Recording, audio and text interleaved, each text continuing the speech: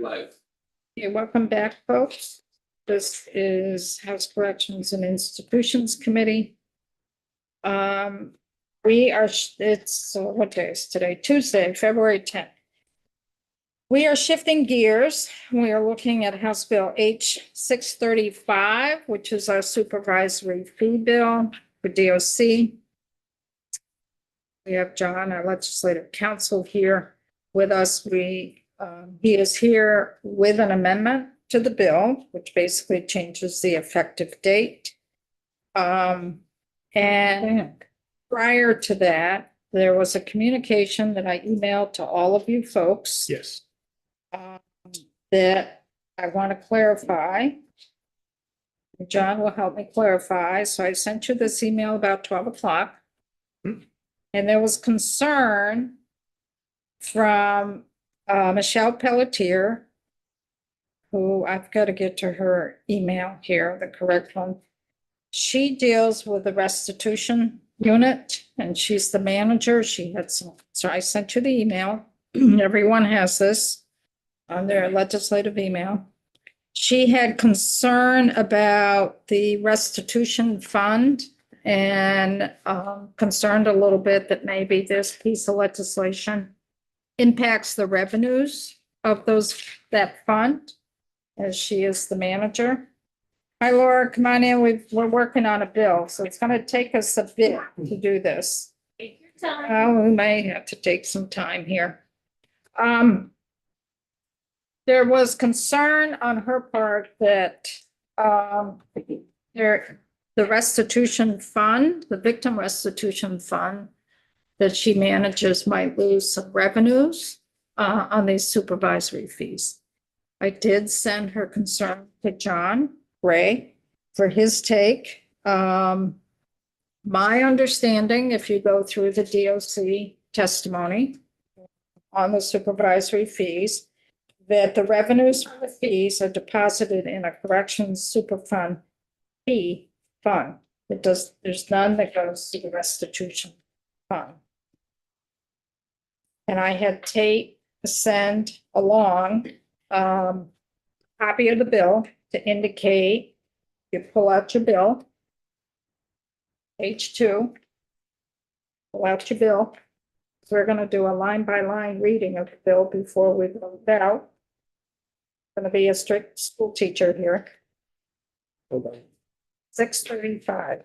If you go to page 2,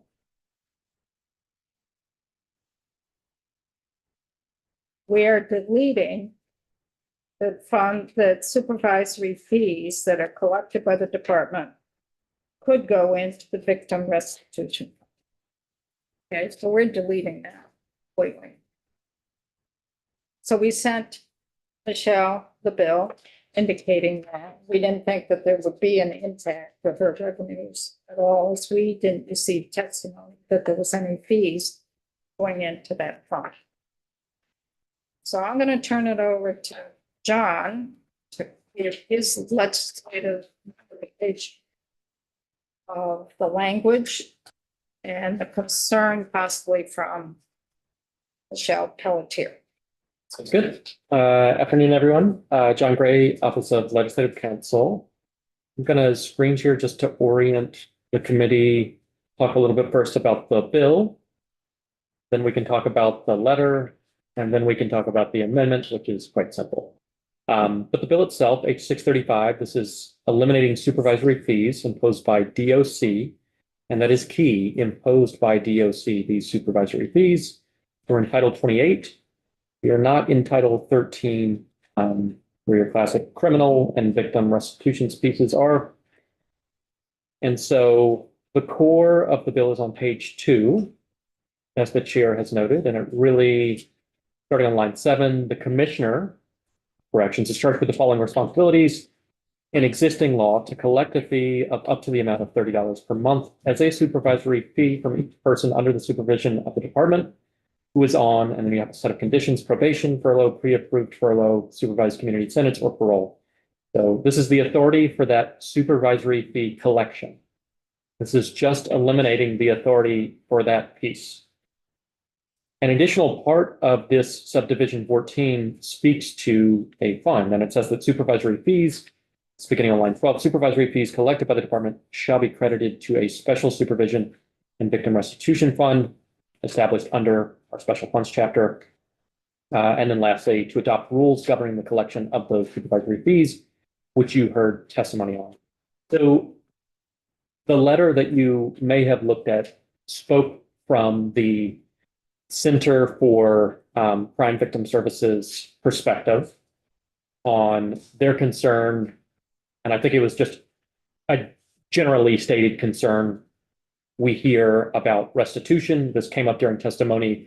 We want to make sure, this is my understanding, they want to make sure that nothing about this is touching the restitution fund that they rely on. And I will just say that the testimony that you guys have heard is that the supervisory fees that are imposed, which don't even go up to $30, they were charged at $15, if I remember correctly, are not applied by the Department of Corrections to restitution. So it's not going to the restitution fund.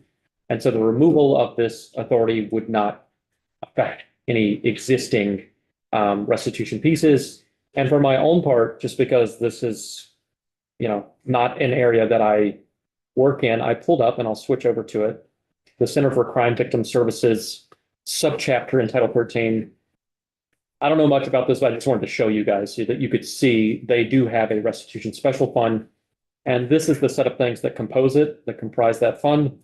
And you can see it's monies that are collected pursuant to, and then the references are to sections of Title 13. And that's the thing I just really want to draw out, is that the monies that are collected for this restitution special fund, there are references within Title 13. They're about fees imposed by the clerk of court, designated for deposit under Title 13, monies donated to the restitution unit, sums appropriated. This is classic restitution, right? Restitution is imposed as part of the judicial process. So nothing about H635 is disrupting that. It's not touching those pieces. This is truly just about supervisory fees that DOC imposes. And so my read is, I think the center was just expressing a concern. Hey, we hear that you're talking about restitution. We want to make sure that you're not disrupting any funds. I think that you're safe with the language that you have. And again, just to be ultra clear, the sentence on lines 12 through 14 is not removing any restitution fund. This is just striking the authority to impose a supervisory fee. Any victim restitution fund that exists elsewhere or even within this title would continue to exist. This does not remove any special funds. It just removes the authority to collect the supervisory fee. So I think you're in the clear here. We have Troy and Kevin. I would just point out too, in the last paragraph of Michelle's letter to us, she also acknowledges, I'm just going to read it here, DOC, she's talking about DOC, they have not been responsible for collecting or dispersing restitution since the her unit was established in 2004. So she does acknowledge that DOC does not collect or disperse any restitution. So I do think there's just a bit of maybe a worried confusion. Yeah. Kevin? My education, line 12, it says the department shall be credited to special supervision. If it hasn't been happening, They do a special supervision fund. If you keep reading it, this is where it's really important that we're going to do a line by line so people can understand what the language means. Supervisory fees collected by DOC shall be credited to a special supervision. And it should say fund.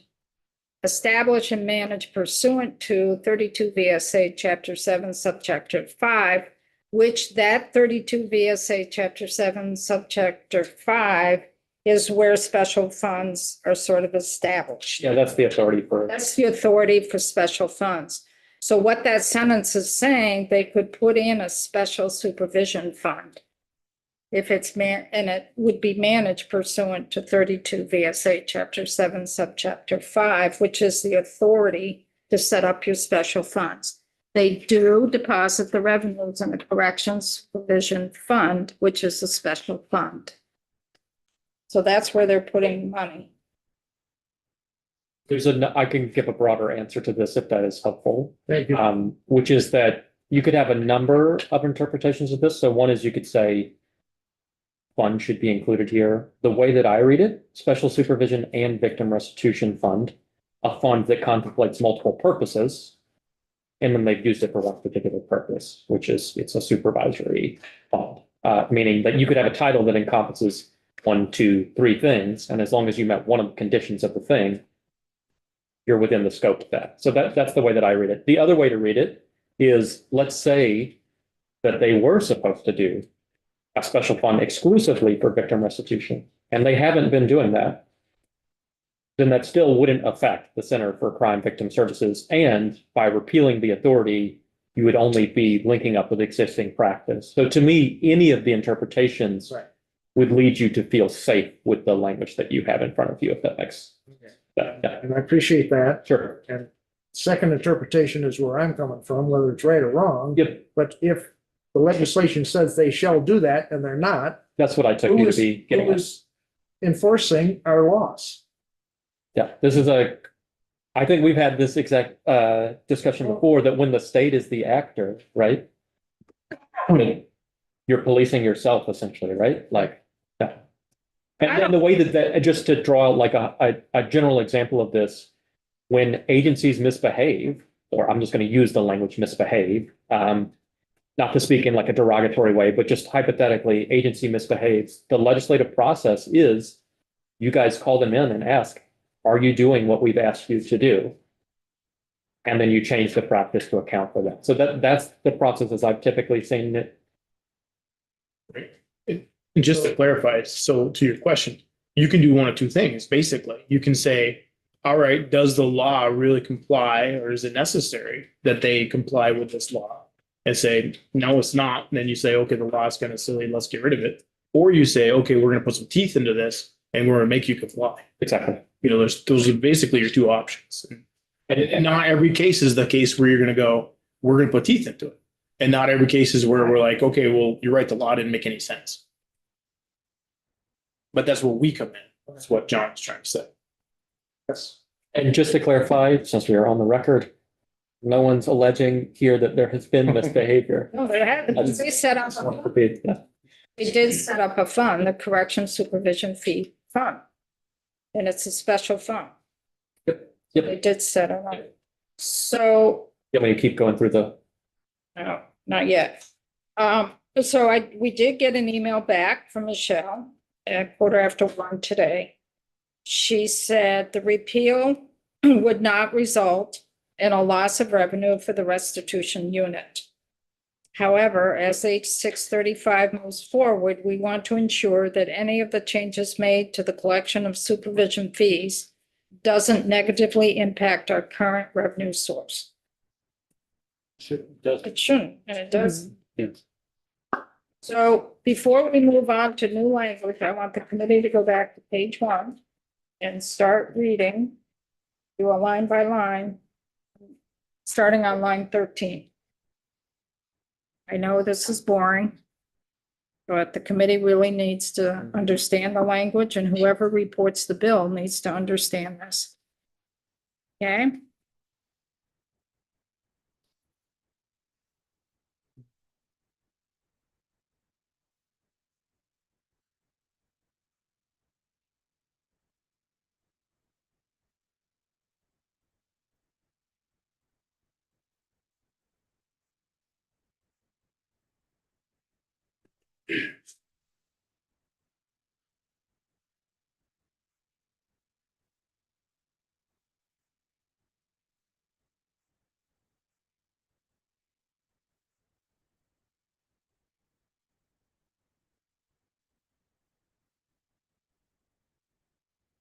Any questions? P12.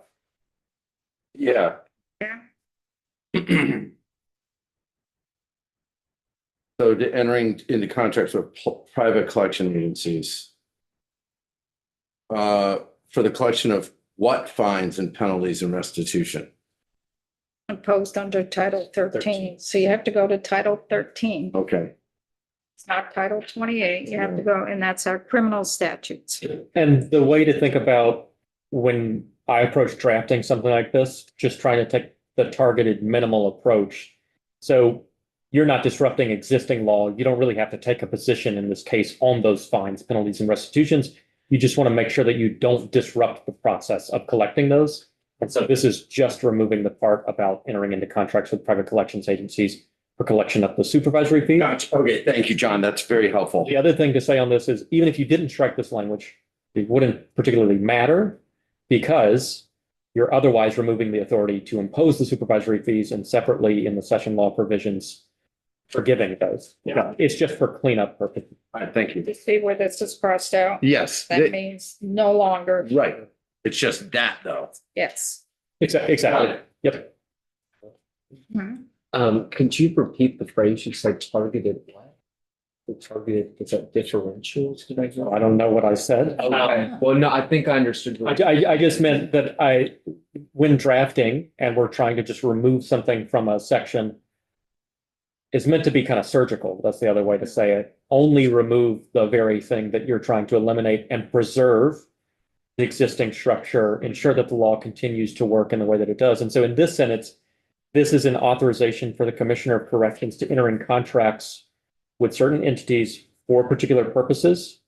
And you're just eliminating one of the purposes, but you're not otherwise eliminating the ability for the commissioner to enter into contracts with those entities. So let's go page 2 and read section 14, lines 9 through 17. This is what we are repealing.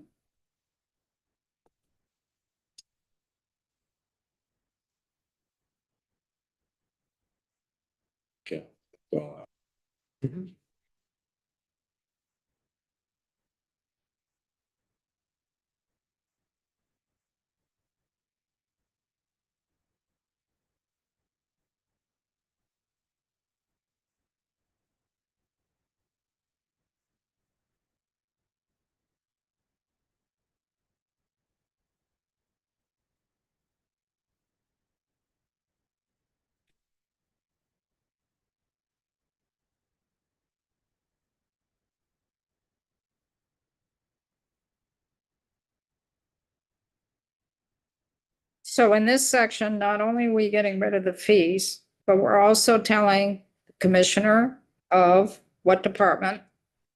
Yes. DOC to, if they've implemented rules, that they will need to, rescind those rules. It doesn't say that directly, but by eliminating that language, they're gonna have to do work to rescind their directives. It does say directly coming up. No, Mhm. I know that. This one eliminates the, they don't have to adopt rules or directives, because they interpret that as doing their policy and directives. So by getting rid of the language, they're gonna have to redo their directives. Okay? Yep. Well- Just to clarify, because I'm sure this will come up, when we are striking out on lines 12 to 14, supervisory fees collected by the department shall be credited to a special supervision victim restitution fund established and managed.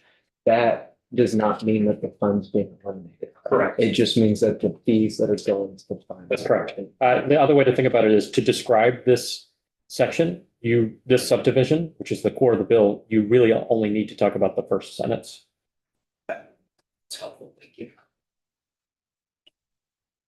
Because if you think about it, what you're doing is just removing the authority to collect that fee, and then anything else in the subdivision is incidental to that. You would have no fees to deposit anywhere. Mhm. Would have no basis for needing rules for the fees that you no longer can. So hopefully, when statutes are drafted well, the organization of a subdivision will indicate to the reader what the core of it is, but it does require some work into it. Let's go to page 3. This is all new. Okay? This is all new. It's still statute. It's under Title 20. No, it's session law. It's session law. It's a session law in terms of how you do the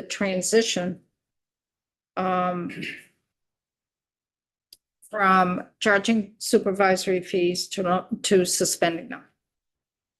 Doing away with them. Okay, Mhm. so why don't we just read A?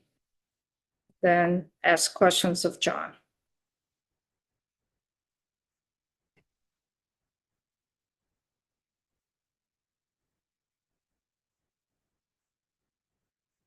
I mean, it just makes it pretty crystal clear, right? Yep. In its simplest form. Wipe it clean. And I don't know if it's helpful to give additional context, but maybe it will be. You know, you guys give direction to the executive branch, so you have removed the authority to undertake particular actions.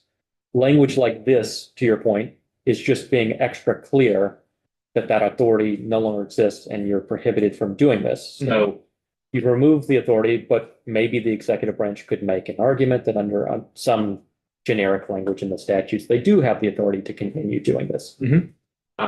So to be extra clear, this is saying, no, there's a prohibition. You shall not do these particular things. Right. And if in the future, someone wanted to start imposing these again, you would need to notwithstand or you would need to repeal this language. Even though it's not in the green books, you would need to repeal this language because it is a You've prohibition on repealed doing it. this. Yeah, you've repealed the authority This to do this it. is the law. Yep. But yes, it's just saying you can't impose these supervisory fees. Let's go to B. I have my- Hang on.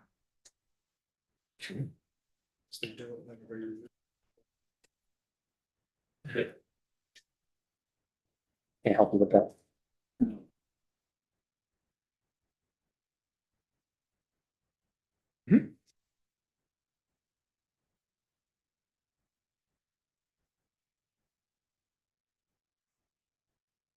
So, Will, you have a Yeah. question? Are we still comfortable? And I don't know if this is more a question for John, but I'm still not fully on board with the word all being there. What do you mean? I'm sorry, I just said I don't feel fully comfortable yet with the word all being there. Because when I received that data from DOC about the information, I kind of wanted to have a little bit more of a discussion about how that money could be recovered to help the restitution fund. But the money is not going into the restitution fund. No, the debt that is now going to just be erased, there's a portion of that that's not going to go to the restitution fund. Correct. I mean, I thought we received. Didn't go No. there. It wasn't going to, There at all. it wasn't going to restitution in the first. And you're not getting that debt. So. You got 3 million that's out there. It's just money that's never been collected. That's all it is. Never will be. Just, It's not that it was going to restitution. Right, and it wasn't going to. It wasn't going to the restitution fund. It's been accumulated over the last 25 years. 20 years, 25, 23 years. This has been in, I think it's potentially longer than that. I think that we heard about information from 2004 or so, but the actual, I want to say the statute's been around since the 80s. but I think, well, I don't know, was that accumulated for the whole time? I think it was accumulated for the whole time. Alice, you might have started it. I might have started, it, yeah. I think it was accumulated for the whole time. Other folks, how are other folks feeling? Okay. Are people comfortable with the term all? Absolutely. I actually agree that it needs to be there. All. Driving the point home. well, I'm not going to be the only one to dissent, but I still disagree with it Okay. for the record. Even though Sean was We're recording. antagonizing you. You're on the Yeah. record. So my notes for the 3.5 was we should have been receiving this over many, many years. So Mhm. it's more than just FY 25.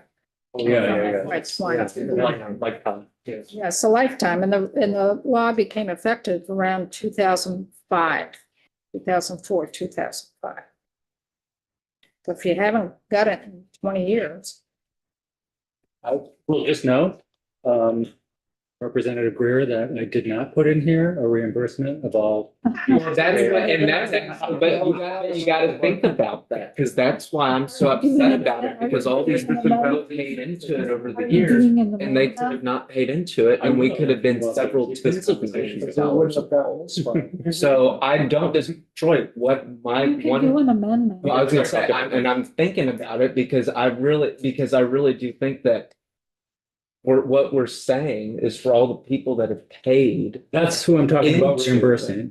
But, and I'm fine, but what I'm saying is the people that were about to wipe their debt clean should also pay a portion of that. No. That's what I'm trying to say, because that's not fair. I don't think we want to open this. If we were to reimburse everyone, then that's different to get rid of the $3.5 million of debt, but I don't know, it's just a slap in the face to everyone that's paid into it. So that's what I'm. Other folks? Well, I don't disagree in principle, but the financial, the logistical side is it's gonna cost you more money. First of all, you're not gonna get the money, but it's gonna cost you just as much or close to it to get the money back if you ever did. So there's that pragmatic side, but I don't disagree in principle with either one of them for your issue. So where is the committee? Good. Are we okay with the current proposed language that all outstanding fees Mhm. would be eliminated? Yeah. Yes. Okay, Will? Yeah. Okay. Let's go to C, lines 8 through 11.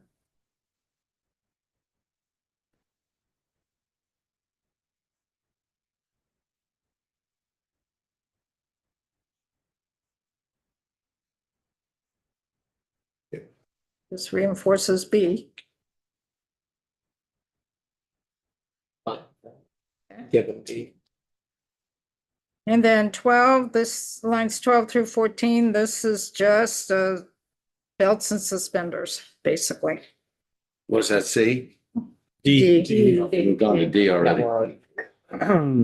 Yeah, so if it's up with the way I think about it, is A is stating clearly your outright prohibition.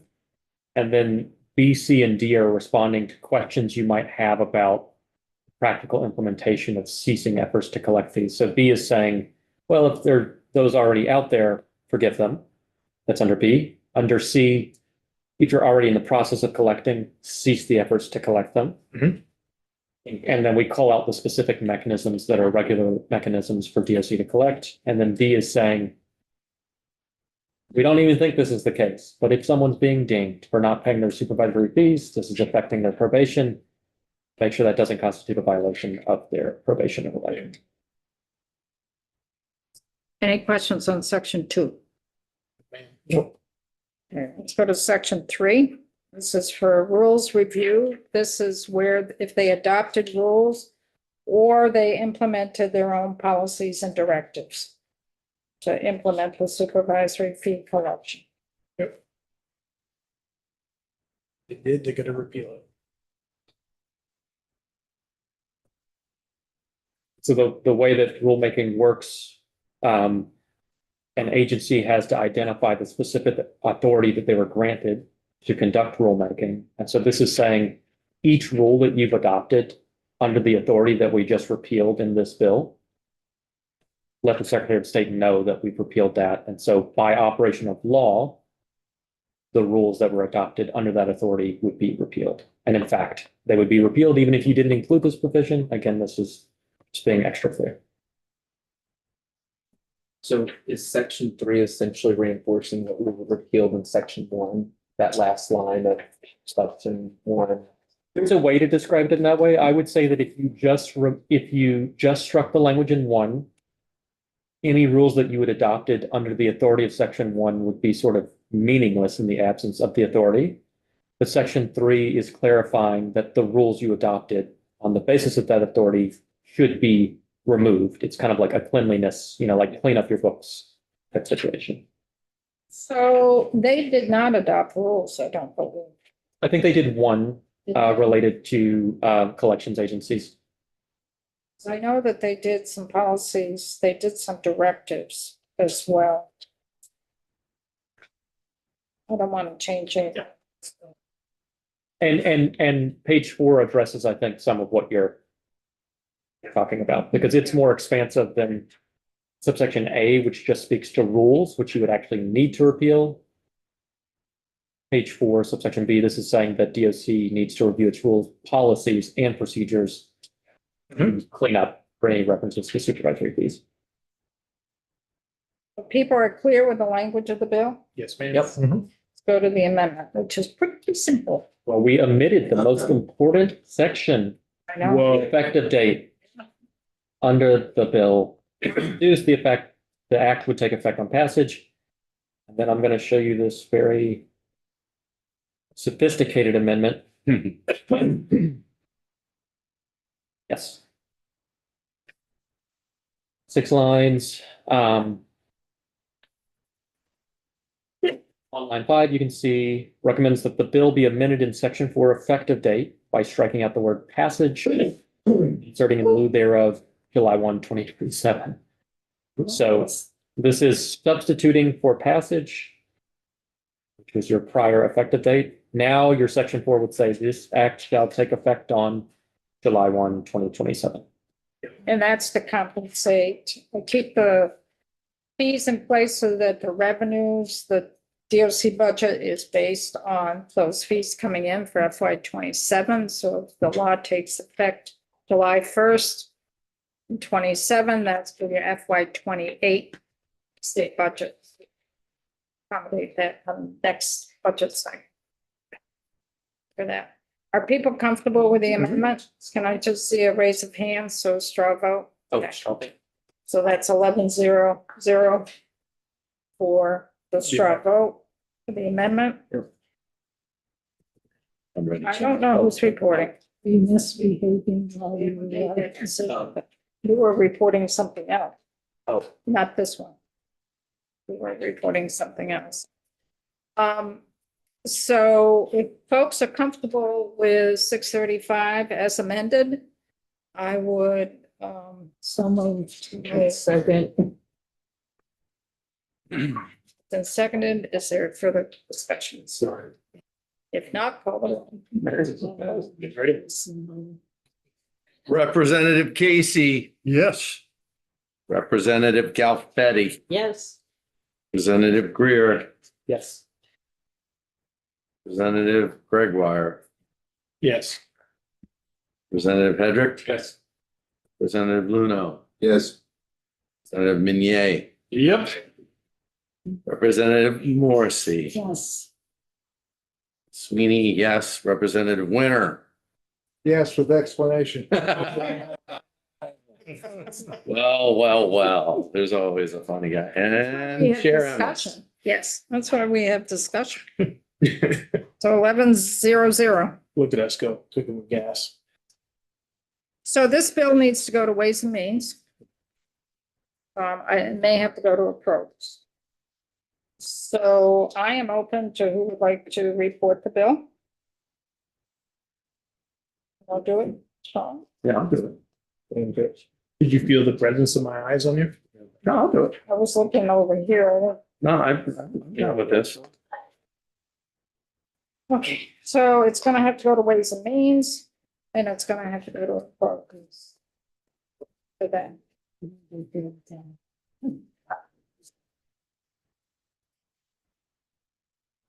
So John, Thank you, John. John can go- Thank you, so good. John can go now and misbehave. Can someone throw me some? Yes. Whatever's good. I don't, yeah. Thank you. I like that. You don't have to. Putting up with us. No, it's good. We are a little It's a bit. couple. It's arguably healthy, so. They're all equally healthy. It has, some protein in it. Committee bills and favorable. And No, I'm just to test it. If he wants to report, I don't. Yeah. Yes. Addie? The last one. Right now, it's only 80 miles an hour. If I can see. We were You gotta be. Are you off? But I'm doing right now. SB.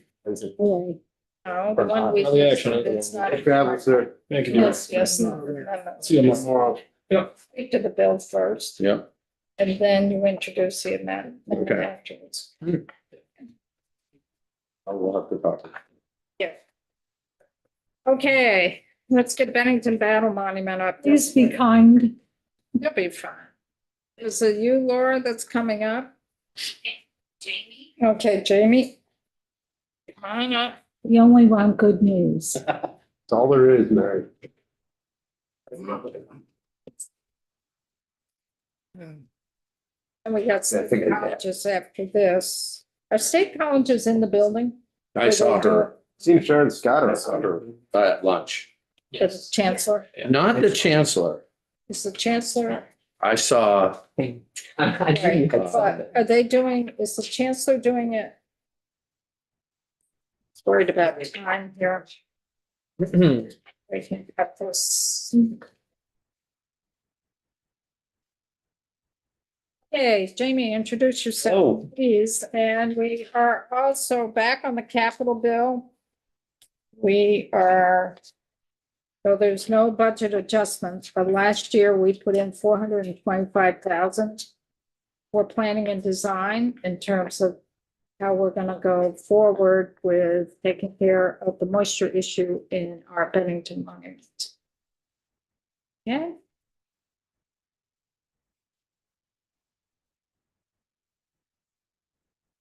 Well, while we're waiting perhaps for the PowerPoint. Okay, Handout, and Okay. do have it on their webpage. For the record, my name is Jamie Duggan. I am the Director of Preservation at Vermont State Historic Sites. I'm here today to talk a little bit about the Bennington Battle Monument. And I guess a good place to start would be, as you know, we did a number of components to a pretty comprehensive investigation and analysis project over the last 4 years, and had a number of recommendations to move forward from that team, and have started in that direction. Some of the items that we are completing presently are an update of the monitoring equipment that's in place. I think a number of you had noted the sort of dry and warm conditions that we saw at the monument this year in the summer when we were all down there together. And that is some important data we are trying to get our hands on. One of the situations that has affected a number of these components is that large contract that we had with the team that was led by Stevens and Associates has now been is now completed, the work there. And so we do not have a firm yet leading the charge on the next step of those recommendations. We are in the process of seeking those folks. It seems as if that there are a couple of entities in the previous team that are interested in continuing, and perhaps some that are not, for various reasons. So the monitoring is part of that work that's happening now, though. 2 reasons. One, we were looking to get some better equipment in place, a little more accuracy and precision. And there was an issue with the hosting of that data. So under the initial contract, Atkinson Noland Associates are the experts who have been dealing with the monitoring equipment and installed it in place. That the hosting of that data was with a third party to them. And I've instructed them to obtain that data because that contract ended, as I said, when the major contract ended. And we've had a number of delays getting this contract back up and running with some issues in VT buys. We have worked with the contractor now, though. We have a contract signed. That equipment has been ordered and it is on its way. Meanwhile, the previous hosting entity has come and removed their equipment from the monument at this time. So right now we're in a period, hopefully of just a few weeks, where we're going to not be able to collect the data. But I think we have enough information before that and after that, that'll help us to at least continue on looking at some of these trends. So Jamie, let me just interrupt you there. Yeah. So do we Do we have the data from the first entity doing the collection? We have the data up until, I have to check when that ran through. I believe it was through November. When did it start collecting the data? They started collecting the data a few years ago. 24? I think it's when we had that installed initially. What did the data show for this summer and fall compared to the previous few years? Well, so that's the problem. We're trying to get that data. So the contract, I think that contract was up in the beginning of the year. And we tried to extend it with Atkinson Nolan. That we weren't allowed to do that. So we started a new contract directly with them instead of going through the contractors that we were initially. Why have we not been able to get the data from the summer through the fall with them? There was a lapse in the monitoring when the larger Stevens and Associates contract ended, and we were not able to get the contract with Atkinson Nolan set up until just a few months ago. The data. Oh, go So ahead. the data is on the machine. The data is on the machine, and my understanding is that those machines have about a year, the capacity to hold about a year's worth of data. So we do not have a whole full year lapse. We only have a short lapse, but it's important data that we're not currently able to access because it is the data from the summer. And did we pay them for doing this? So again, the monitoring period ended when that contract ended. The equipment was still in place, taking readings. So I'm trying to get a hold of that data that happened, that was collected after our original contract was over. But my question is, did we pay them throughout the process? There was a fee full? for the hosting in that contract So period. we've paid the whole thing for it. We have, yeah. We have nothing to show for it. They have it. It's not lost. Okay, Yeah, no. well, It is. that's it's great, not but been- we should it's have it. Analyzing it, it's been analyzed by them, but not given to us. So I've specifically asked for the vendor to reach out to the company that just took that equipment to get that data. And we may have to pay a certain fee for that because again, it's outside of what the period that was originally contracted under that master contract.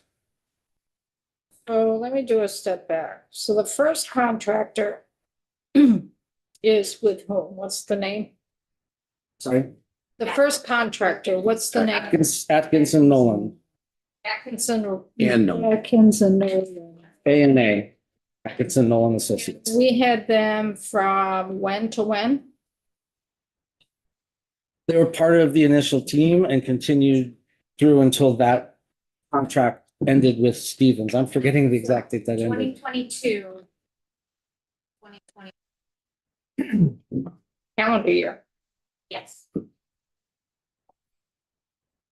And then in 2024, who then did we contract? Did we stay with A&M? Correct. ANA is the firm that is still providing the monitoring equipment, and they will now be taking over the management of that data on their server, as opposed to having the data live at a third party server. So I'm confused.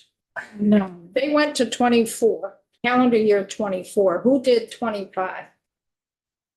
They did. Their monitors are still there. We have a lag in contracting, so they're not giving us the data. So for all of 25, the contract, when did the contract end? In 24 or 25? I think it was the beginning of 25. And they left their equipment there for almost a year? Because we've been in the contracting process with them. They got stuck in BT buys. So they had, BT was a new system that we had on the state level, and it delayed a lot of contracts and paying bills and Okay. all that. so they knew we were going to continue the contract with them directly, right? Rather than through Stevens and Associates, who subcontracted them originally. So they kept the monitors in place. We're still collecting the data. just not providing it to us yet until we get the contract in place. And that would be with A&M. Yes. That contract is in place. And they have ordered the equipment, and so the new equipment is on its way. Should be installed in another few weeks, and then that will be the start of our new data protocol that will be collecting similar data as we have been in the past, just easier for us to access it. And it's the same contractor that we were working with in 22 to 24. Correct. So there's different equipment that's going to be put in Correct. by the same contractor. But we're still working to get the data from this past spring, summer, fall. Correct. We've paid. And we've paid for that. Not yet. That's why they're holding back, That's because in we contract, haven't yes. paid back. Yes, Yes. exactly. But you have the money to pay for it? Yes. And the reason you haven't paid for it was because our internal government system of invoicing and billing the BT guys screwed everything up, basically. Exactly. Everything got all messed up. Okay, That's the only vendor that happened with you. so, Will, is it Kevin Yeah, first, he's- Kevin, thanks. Will, and Sean? So what I'm understanding in layman's terms is we're slow in paying for it, but the contract includes data and analysis that'll tell us what we've learned from the data. Yes. Okay, we're not just buying data, we're No. buying results and Yes. recommendations. Yes. We're just slow in paying for it. Thank you. That's better than what I was doing. Okay, got it. Yeah. Well, So I'm just looking, when's this contract supposed to be fully in place? It's With A&A, it is in place. It It is. just was executed a few weeks ago. a few weeks ago. And I immediately asked them to order the new equipment that they've recommended. So the equipment's been ordered and it's on its way. They will be coming to install that equipment in a few weeks. So just to clarify, Jamie, that the contract's in place that would give us the data along with the analysis, but they haven't given that over yet? Are we talking about two separate? The current contract, because it was in process for a year, does not include request for the data from 2025. So we're trying to add that to the contract, pay them for it, Okay. and get the analysis for it. Yeah, so we're gonna close that window. Okay, and so that will be done in a few weeks? Yes. Okay, I'll make a note. Hopefully. Sean? Jamie, thanks for coming in. And so you don't have data then for this past last year, 25? We haven't obtained it yet. Yeah, it's out there. Right, We'll get it. but, Not yet, though. but you do have data from 22 and 23 and 24. Correct. Do you have that for us? In an easy red graph that shows us everything that we've been paying for in the sense of masonry, the petrography testing, study of rocks, the geotechnical, is all that stuff like the moisture content inside of it? Do we have that?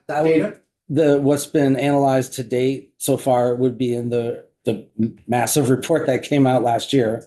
Under the section of A&A, it talks about all of the monitoring and testing that they've done. Okay. As far as, and if there's a larger collection of data you're interested in, we can. No, I'm just wondering, like on a month-to-month basis, do we have moisture content inside the rock and inside the masonry?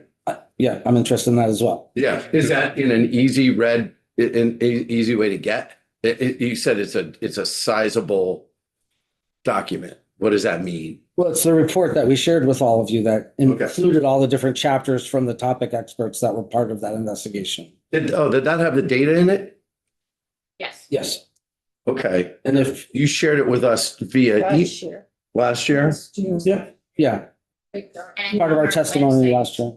So it is accessible on the. It's accessible, yeah, and on our website as well. So then so is the moisture content going down inside the monument this year? Just naturally because of the dry summer and the, Anecdotally, it sure seems like it does to me, but Nice. that's why that's why that data from this past summer is critical to confirm what we were seeing and feeling. okay. Mary? So I think I understood you correctly, that they are putting new equipment in. Mhm. Is that to continue to monitor? Correct. So it's their For- upgraded equipment than we were using. And how long will they be monitoring it until you? My hope is in perpetuity. The equipment that we're putting in now has a value, a tremendous value right now to understand what's happening with the monument, but it also becomes an important tool as we move forward to monitor Right, if it's after a- repairs are done, the performance and making sure we're getting the results that we want to see. So that was one of the reasons for the change of the equipment, is that the equipment, again, it has a bit higher precision and accuracy. I had mentioned had such saturation levels that it was reading 100% all the time. So that's aimed to do that and to better able to track that over time. And the new equipment will last for how long? What's its lifespan?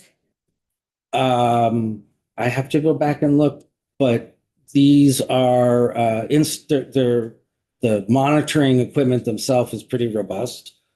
And would, I mean, certainly a decade or more before I would think technology changes would be in place, but we are seeing that happen all the time.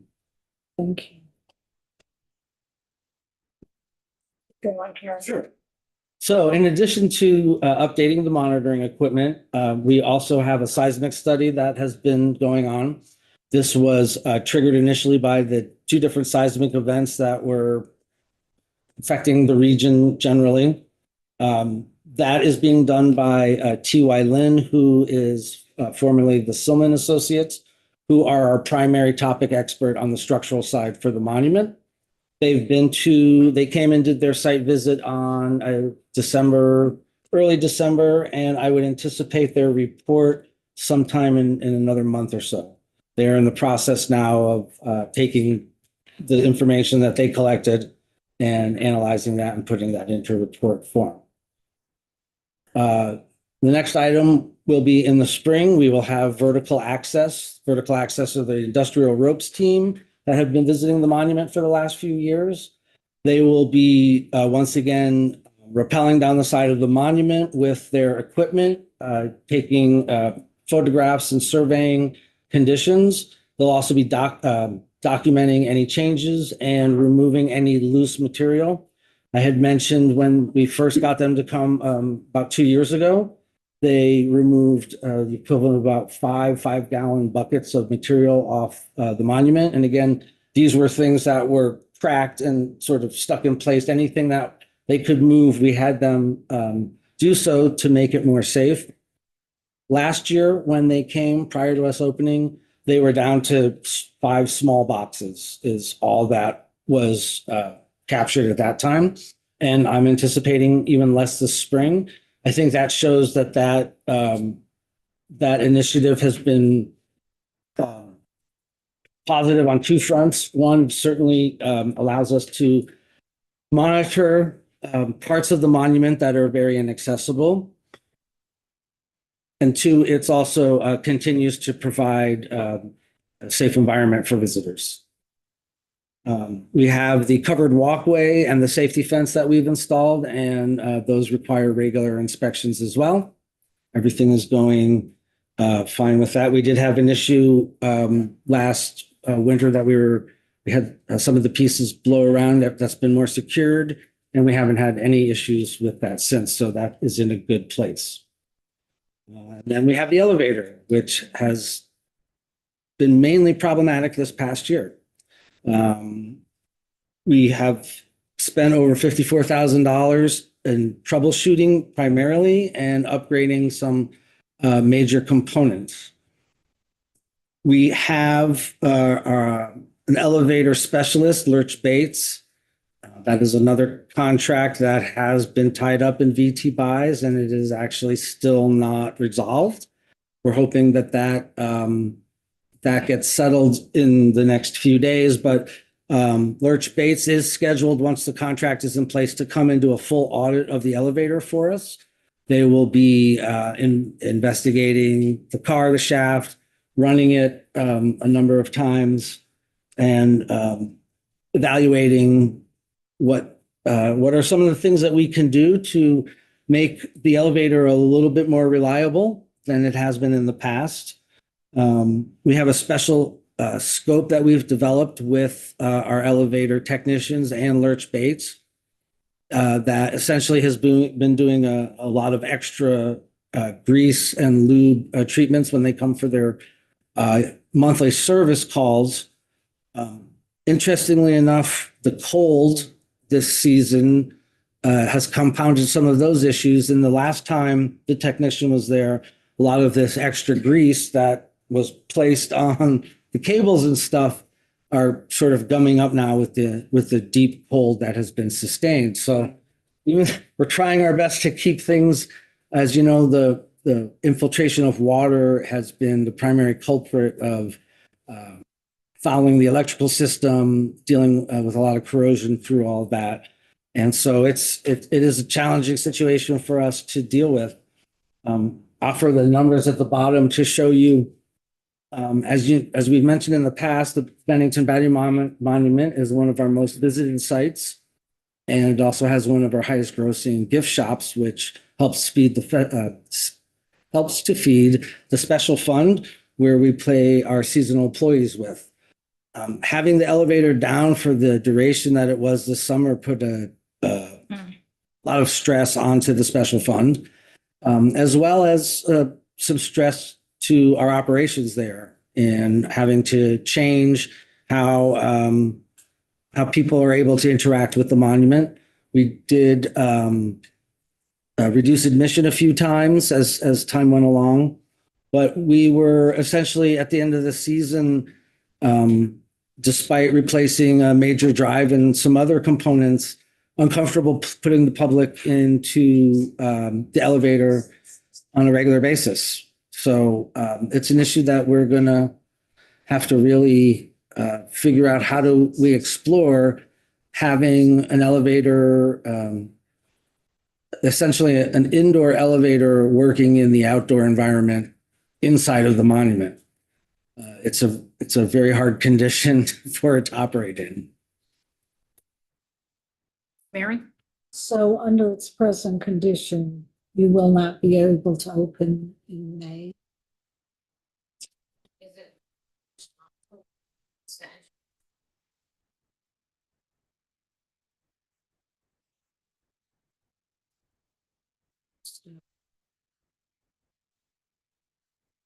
And 54,000 paid for what? So about $35,000 was for parts and labor. We ended up, we did have a mechanical failure in the midst of this, replaced one of the drives. That $12,000 is the amount that we pay for that extra maintenance service that I was talking about, extra oil and lube. We do that 4 times a season. As we open, as the summer takes off right before foliage, and then towards the end. And then the 7,500 is for that elevator out of Lurch Bates. So that has not been spent yet, but that is covered within what we're considering. Yes. Jamie, I think I misheard you. Did you say the elevator was being used on a regular basis or not being used? Not being. That's what I was. Yeah. So where did the 54,700 come from?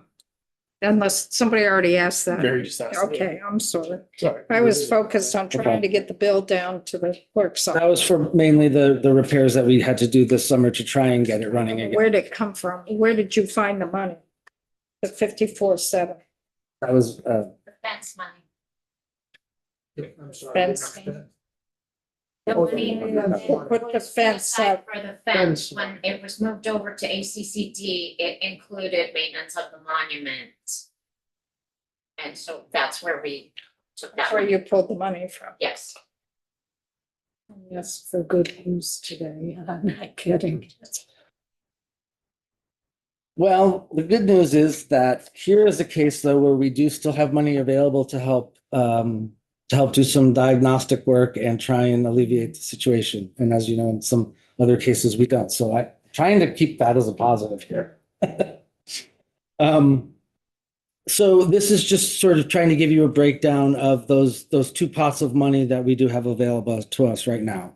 One being the BGSACCD Bennington Battle Monument money, which, as Gloria just mentioned, was previously known as the fence money, perhaps. That's the 425 or a separate appropriation. And then, We put in 425 last year that we found money elsewhere and reallocated. So how much of the 425 have you used so far this year at all?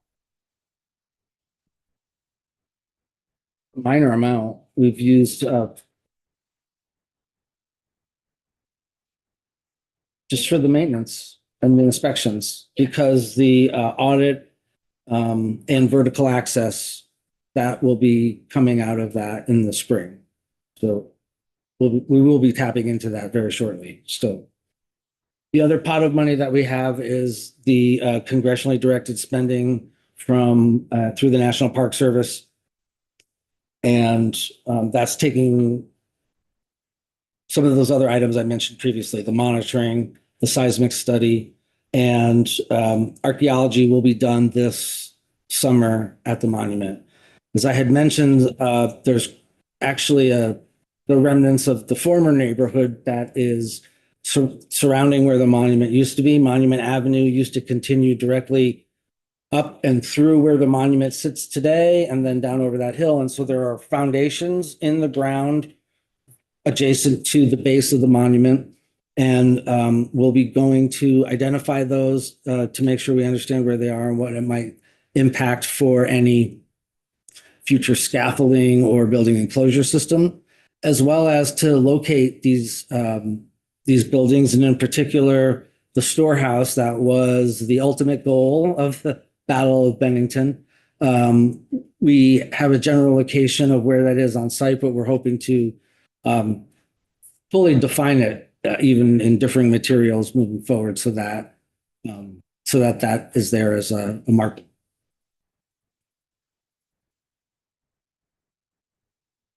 So going back to, yeah, go ahead. Wait, just so quick, did you say there was a specific line item that you guys were using for that?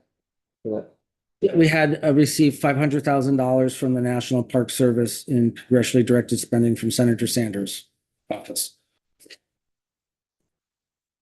So based on the recommendations out of all of the components to that big study, as we know, we need to dry out the monument in order to get it ready for repairs. We need to design an enclosure system to be able to help to do that. And both of these things sort of feed into each other, in that we have to understand how we're going to dry out the monument to understand how long it's going to take and what manner that will be done. And that ties in with some of this other geotechnical engineering that'll have to be done to support an enclosure system when that is ready to go forward. And how long will that take? Well, that's all to be determined. So where we really are now with getting to that next step is we need to essentially find a champion for this next phase to lead this initiative to figure out these next design items. As I mentioned, there are components of the previous team that are interested and appropriate to move forward, and some other entities that don't have more to offer this situation or aren't interested in. Right now, as I said, we'll have to put an RFP out for this next section of design work. When do you anticipate the RFP to go out?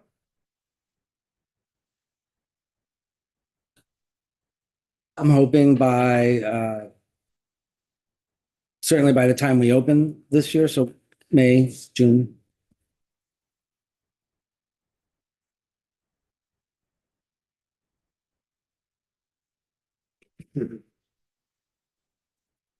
Jamie, I'm struggling.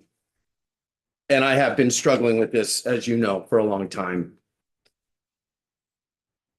It's hard for me as a tax-paying Vermonter to go to my people in Shelburne and St. George and tell them we are having a hard enough time getting data And I know there's a lot of extenuating circumstances. But we can't, like, and you said the data's here. I need to look at that. I'm sorry if I didn't see that in the last set of stuff you sent us last year. However, I just want to see, like, I'm not seeing some really simple information we're looking for, which is like moisture content inside this thing. And I want to see it for the last 3 or 4 years, every month, where's it at? I don't think that's a big ask. I'd love to see that. Sitting here in this committee, I made a stink about it last year, and I'm not going to back down from that. You guys, if you can get this $5 to $10 million to build a moisture tight enclosure that's going to maybe or maybe not keep this protected forever, to me I just need to say it seems like a waste of taxpayer money in the state of Vermont. I don't have any personal grudge against you or the Bennington Battle Monument. I just wish that I kind of see this, it's tough for me to look at. And I need to say that to anyone who's listening on YouTube. I'm really struggling with it. And we're asking to come in and ask us for this or to show this to us, but also not to be able to show us some really simple data that you're in charge of is just hard for me to like trust that we are heading in the right direction. So I just needed to get that off my chest. I appreciate that. Valid concerns? Don't mean to gang up, but we're doing all this effort before we know what it will be, what the cost will be once we fix it to maintain the right moisture level. If we ever determine what it's going to cost, once it's fixed, to keep it healthy. Until we know that, we don't know whether we want to spend the money to try to keep it healthy. If it's $2 million a year to heat it and keep it dry, we need to understand that before we do all the analysis, in my opinion. Do we have that kind of a number? We don't yet, no. And Well, and that's why it became in disrepair years ago, because they didn't want to fund it then. So if they didn't want to fund it then, why do we think we want to fund it in the future and we don't even know how much it's going to cost? I love the monument. It's not that I don't like the monument, but we're doing a lot of work, and then we may say, oh, it's cost too much to maintain it, and we're going to go right back to 0-1. so I can appreciate that very much. I think one of the issues is that the design work is not complete. And I know that might sound, we've done a lot of work to date, but this is a very specialized structure. It is not something that it requires careful consideration. I would say because I have the same hesitations as all of you do, I think, and which is one reason why we are taking the time to figure out what our next steps are. We're not just rushing into taking the scheme that the engineers have proposed to us for $40 million. Quite frankly, I don't think that math is baked in enough for my comfort. However, we're working towards getting more information, getting a better sense of what it's going to take over time. And I was hoping to have some of that information for you folks at this point in time, but I'll remind you, this is one of the 75 structures that I manage, and there are a number of other ones that are getting money that have solutions. And so we've been focusing on that, honestly. But I haven't lost sight, though, of the need for knowing what we're getting ourselves into as this moves forward. But the engineers that are doing the design must have some options they think might solve the problem. And based on those options, we should be able to determine what it will cost if that's implemented to maintain it. And there may be two options that are on the table. We got to assume one or the other and say, okay, if this is done, it's going to cost $6 million every year to maintain it, or this is going to cost $3 million every year. I mean, that's basic So, but before we have that, I don't see how we can continue to put billions of dollars into analysis. So I'm not here asking for any more money at the moment. I'm asking for the time to be able to spend the money we have available to get those answers for you. And that's where we really are. I'm sorry that we're not that far along at this point. But quite frankly, this is not going to be a solution that's just going to appear one day. It's going to continue to take a lot of work and analysis. Laura, do you want to weigh in? Yes, if I may. I appreciate what everybody's saying. We thought this would be an easy study when we started to look at what the problems were. And it turned into a 2.5-year long $1 million study that identified all of the problems, not the solutions. And it was 15+ contractors, all working under Stevens Associates.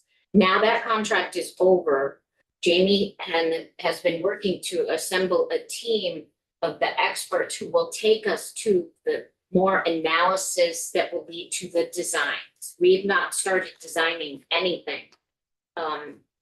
So we want to make sure we know what the monument can withstand and how much it will cost to do that work, and then really how much it will cost then to maintain it every year. Because to your point, if it's $1 million every year, it's not going to be open. We have to figure out what our other alternatives are. How do we best preserve it until it can find a benefactor, or we can take it down, or what those alternatives are.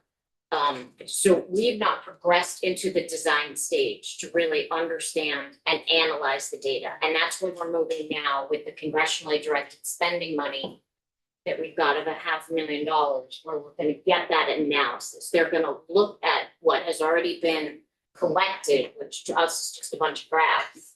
They're the experts.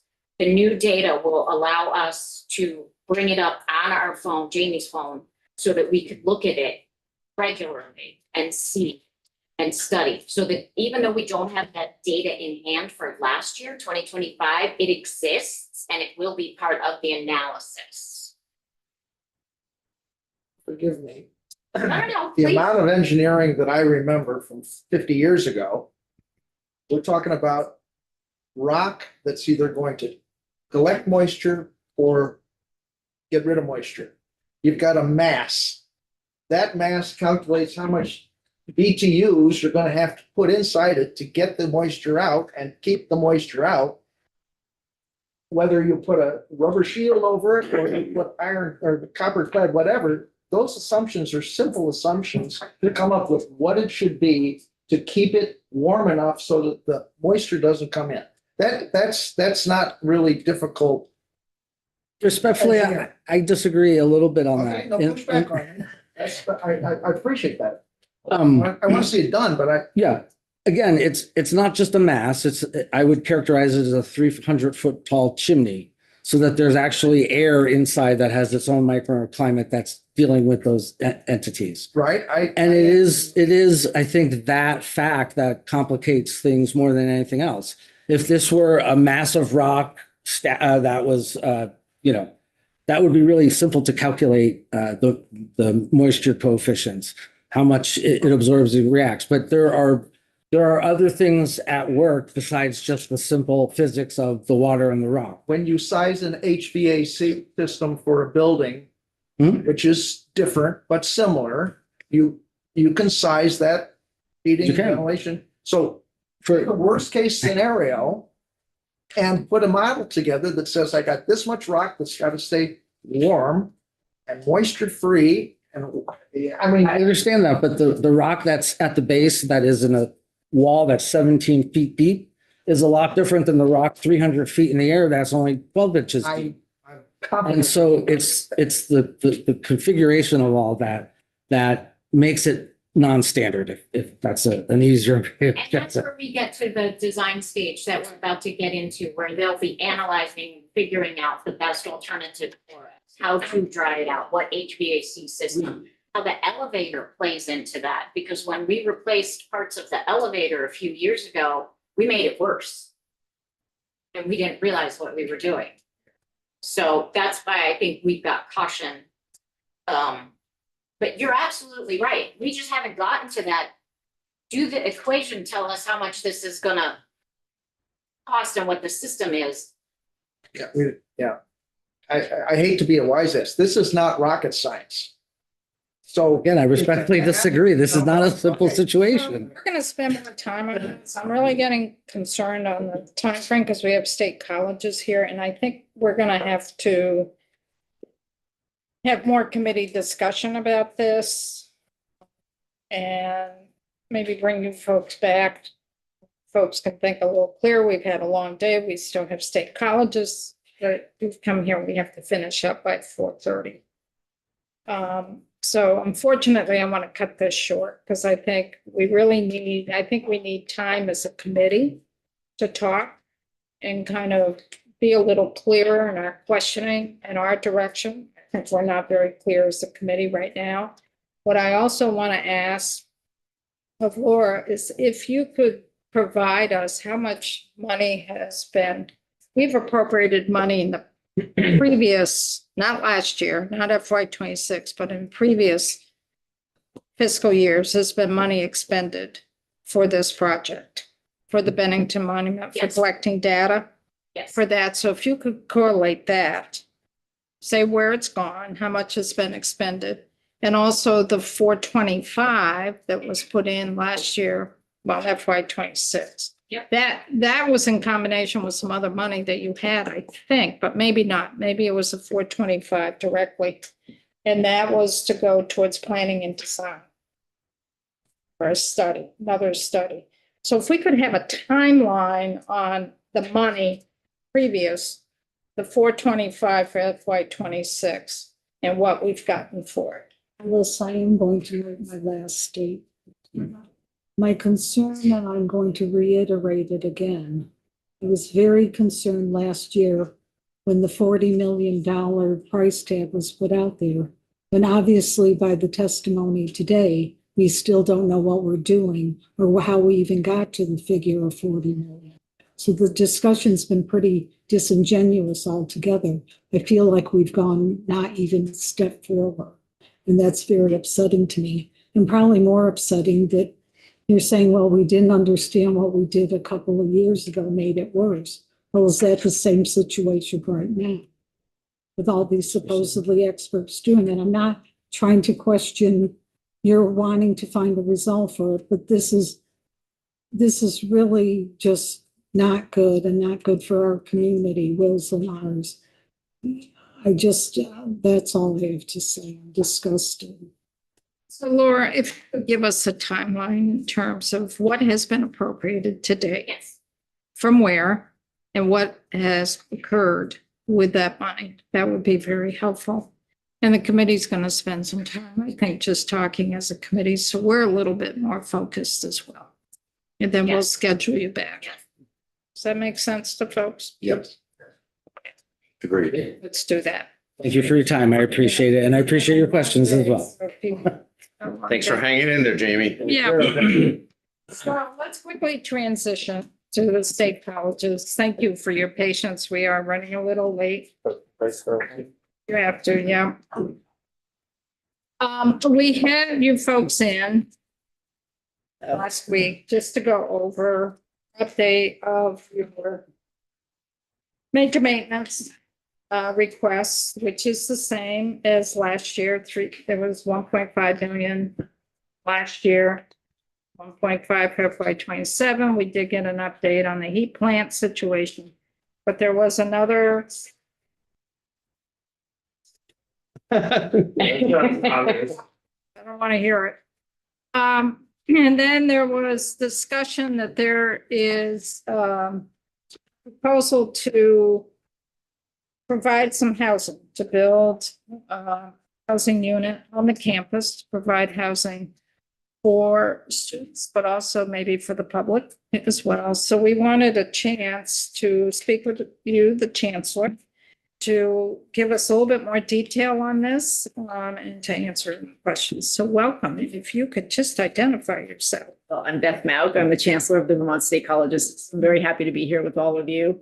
And I brought Art Klugo with me today. He's our developer. He works with Camel's Hump. And he will be able to provide the technical details for you. But I wanted to start today to really explain where we've been and how we got here. So I arrived just a little bit more than 2 years ago now. At a time really when the state colleges had been in a phase where we were trying to figure out how we were going to sustain ourselves. And while we continue to do that, we've really tried to think through what are some ways to meet the mandates of the legislature and the communities and serve our mission, which is for the benefit of Vermont. And so there have been many pieces to this. The one that I'm coming to you with today is the key piece of the facilities of Vermont State University. So when the legislature provided us with very generous sums of money in order to sustain us, the mandate was that we maintain 5 vibrant campuses, which is at Linden, Randolph, Johnson, Castleton, and Wilson. And CC Wilson, yes. So we've done that. And I have really spent a lot of time in these communities talking to a number of constituent groups about what does that mean? Because, as we know, the students at the Vermont State College system are older than most folks think. So the average age of our students is around 27, even older for some returning students. And so they have different needs than traditionally we have been meeting. And what that has meant is that our campuses don't always have students living there in the traditional way that we would think of it. So returning students really need the kind of housing where they can live year round, where they can maybe have their families or other members. And so that has gotten us to thinking about what does this mean for the campuses. The project that I want to talk to you about today is on the Johnson campus. I think it's important to talk a little bit more about the Johnson campus because it really has been the campus where we have moved the most forward with some of these projects. And what the idea is that we're using those now as a testing ground to see what also might we be able to do on the other campuses. So Johnson was flooded in 2023 and 2024, devastating floods. And that has given us an opportunity to really meet with the citizens of Johnson to talk about how we might be able to use some of the space that we have that is now underutilized. Because with our students being older, again, not only do they need different kinds of housing, they need more flexibility, they need for college to be around their life and not necessarily their life around college. And so over these past couple of years, we've actually had a couple of opportunities that are going to be coming to fruition here in the next couple of years. The first one is, many of you probably heard about a congressionally directed spending from Senator Sanders to bring senior housing up to the McClellan building on the Johnson campus. Downstreet received a grant, a community development block grant for disaster recovery to actually put that into fruition along with the CDS money and another stack of funds. So we will be bringing senior housing to the Johnson campus very soon. In addition, we also had applied for a grant and we were looking to relocate a health center, the town offices, the post office, a variety of community needs into Martinetti building. We did not receive that congressionally directed disaster relief money. However, we are looking for other options for that. However, out of that, it really has started to become clear that there are community facilities that are interested in being on that campus. The health center actually asked us if, even though we weren't able to immediately get them into Martinetti, was there other space on our campus? And what I'm excited to talk to you about today is the fact that the health center will actually go up to the Johnson campus by the end of the spring. So those are just 2 examples of kind of what this can look like. And I bring the examples just so you can start to see. What we're here to talk to you about today, though, is an apartment complex. So in Johnson, Vermont, and at Johnson State College, there is already an apartment building on that campus that houses students and faculty and staff. And we thought that that was really a good example of what already works. Those apartments are full or nearly full all the time. So we know that there's a demand for those. And so it started us thinking about what other way might we be able to bring housing to Johnson. And so we were looking at building an apartment complex. Again, I'll let Art tell you about the details of that. And the interesting thing about that, particularly on the Johnson campus, is that what we might be able to do if we built this apartment building and brought it closer to the campus, we could be putting students in that building. And maybe then sell the apartments to someone who could then immediately bring housing to the citizens of Johnson. So that's why it being on Johnson actually has made a lot of interesting sense. We're here today to talk about requesting $1 million out of the capital fund in order to do some site work and some other things to get ourselves ready to build a capital stack for this apartment complex. But I'm going to just turn it over to Art right now and let him take off on the thing, unless anybody has questions for me. Thank you.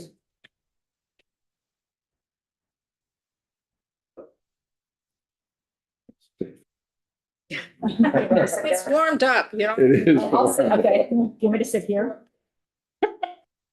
Just in case there's some questions, yeah. So We do. we do have a question, Sean. You're Oh, right. sure, yes. So you're trying to build a community up there, it sounds like. Yeah. You're bringing the healthcare center up there. So you're trying to establish this not so much as a college campus, but this is more of a hybrid-y, trying to bring the town in there a little bit. Treating it like, a town that has a college in it, that where the town and the college can interact together. One of the very exciting things about this, if we think about the health center, we also have a number of healthcare majors on that campus. Suddenly there are internships very, very close. But you're right, there's also a health center where our students can get instant access to healthcare. So, Okay. yeah, but yes. Where is the health center gonna be built, or is it in a They're gonna building? use it. We're gonna use, actually, there's in the first floor, basement floor of Senator's resident dorm is where it will go. And it was already built out for something very similar to that. So while there will be some amount of construction to be done, it's basically almost ready to go. It's on the, okay.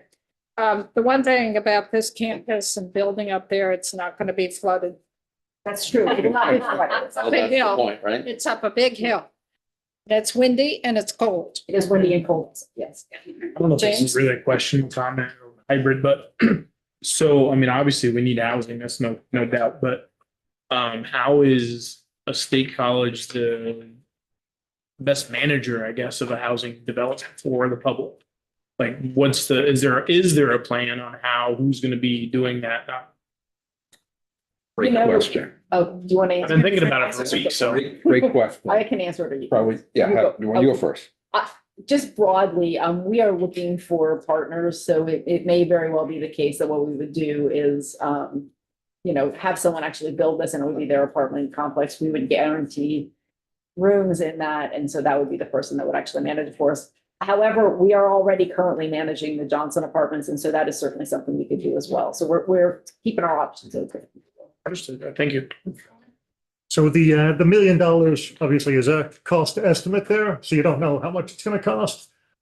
But is there a range that's acceptable for you with the final product? And what would be the ongoing funding source for that? Would you be coming back for the capital bill? Would the town have some stake in it with some bonding? So just wondering, looking forward before we look at the beginning. Really, really good question. Probably a good point for me to introduce myself. Hi, Art Klugo, managing partner with Camel's Home Development Group. I come to the Chancellor of Vermont State Colleges and Vermont State University with a background in architecture, engineering, construction, and real estate development. Most recently managed the first phase of the capital campaign for Beta Technology. So the facilities that you see there, those were projects that I led with a great group of teams help support that. Through mutual acquaintances, Beth and I came to chat a little bit about the needs here at Vermont State Colleges, Vermont State University, and ultimately decided to jump on board and try to take on this project of vibrancy. It's not very often that these sorts of projects come along. You have tremendous real estate assets at the university level, whether it's Randolph, whether it's Lincoln, whether it's, in this particular instance, Johnson. And those assets can be leveraged in a way to address the housing issue that we have here in Vermont. So why and how, right? These assets have been paid for by the state already. This property, there is no acquisition cost for it. In the particular site that we'll look at here, it's a parking lot. It's already impervious. We can actually use that flat site to bring the cost down of the project, repurpose that, and actually improve over time the stormwater that goes back into the surrounding area, because the new building will be constructed in a way to allow that to happen. You have infrastructure that's already in place.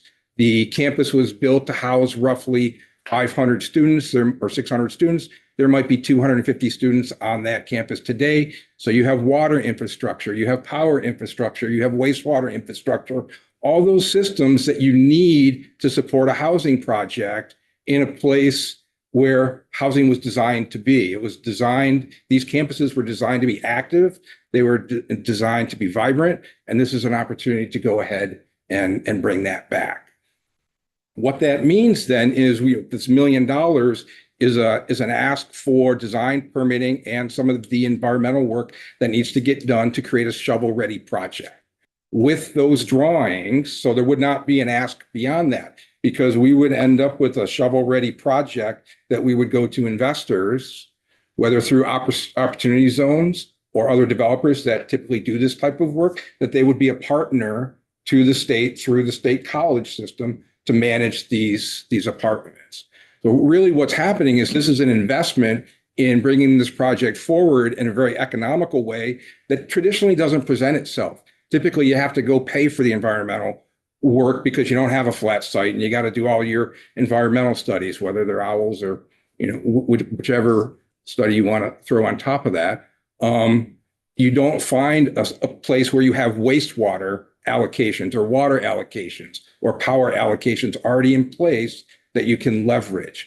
All of this is a way to make the housing project, as Chancellor knows, I prefer the term attainable rather than affordable, because affordable only speaks to one section of the market. What we really need here in Vermont is attainable housing at a whole variety of levels. And we can do that through this market rate housing that could be provided at less than market rate cost because of the infrastructure that's there. And then, as the Chancellor mentioned, the current apartments could be repurposed for more affordable housing to the Johnson residents that are really in need of that type of relief.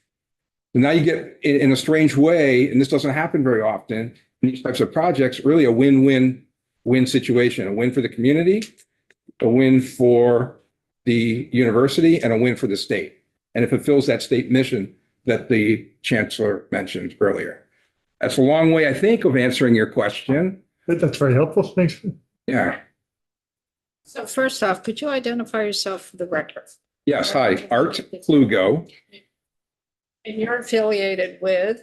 Camel's Hump Development Group, consulting firm supporting a variety of clients at strategic and institutional levels such as this. You handed out, this came from Freeman French Freeman. Yeah. You've been working with Freeman French Freeman on this, or has the university been working with them? We have both been working with Freeman French Freeman. Prior to coming to this body, we felt that it was important to have a test fit done. So this idea that we have, how does it actually work? Will it work in the location that we think it will work? So we went to Freeman French Freeman, who has experience on that campus, and said, hey, here's what we're thinking. How crazy are we? And they came back and said, well, actually, here's a variety of options that we could use. And not only could this be used in Johnson, but we have done the similar test fit in Randolph as well, and have a site already pre-located that could support this. So there's some economies of scale that could be leveraged here beyond the infrastructure. So the 1 million ask is to do what specifically? Yes, that would be to take this package, complete the design work, complete the permitting work, and do any environmental testing that might be needed just to confirm that the site does not require any remediation. We do not expect that it will be, because it is a parking lot. It has been covered for decades. It's but the due diligence is required, and so that fund of money will pay for those services and that exploration. Once again, site remediation, question mark, what were the other couple things? Design and permitting. So what we have here is really a concept and a test fit that shows various layouts and how the building might be organized. This is actually for a 60-unit project that could be built in 2 phases. What we would propose is that we would design for 60 and build 30 with the idea that maybe the developer sees the opportunity here and we build all 60 at the same. But we want to scale this in a way that can be expanded and not commit beyond what the market might be able to absorb. So do you anticipate 1 million would get you through construction documents, or would that be up to the developer?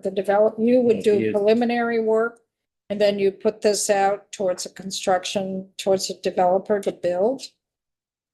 The intent, Who would have the actual construction documents and ready to put a shovel in the ground? yes, really good. So the package would be what we call a bridge package. Call it 75% construction documents, because you're going to want to then issue an RFP, get your developers go through that process, and you want them to own the last 25% because there might be some risk in there. So to put a whole package out and then go through some amount of redesign based on where the market is at that point, or what their experience is, or what they believe they can build less expensive, just puts the university in a place that we would not want to be. This is a template from Freeman French Freeman. So Yes. the $1 million, if you get the million, would you continue working with Freeman French Freeman to get you through the permitting and design documents? We would have to issue an RFP. I believe that exceeds the statute, and we would issue an RFP. And if Freeman French Freeman just is the best value, then we would be happy to continue working with them. It's been a great project so far. Then once you get through, you think the million will get you through up to 75% of the construction documents, will get you through the permitting stage, will get you through any remediation or environmental study. So you'd have all your ducks in a row. And then you go out to bid for a developer to carry it through for the next 25% of the design documents, and then actually do the construction itself. Yeah, that's correct. And Who would own the building? The state colleges would own it? there's a couple of models there, right? Institutional developers, sometimes they'll pay for everything and then they own the building for 25 years and the institution receives it back for $1. Really, we're open to any discussion there and would, welcome the model that best meets the housing needs and the financial needs of the state and the university.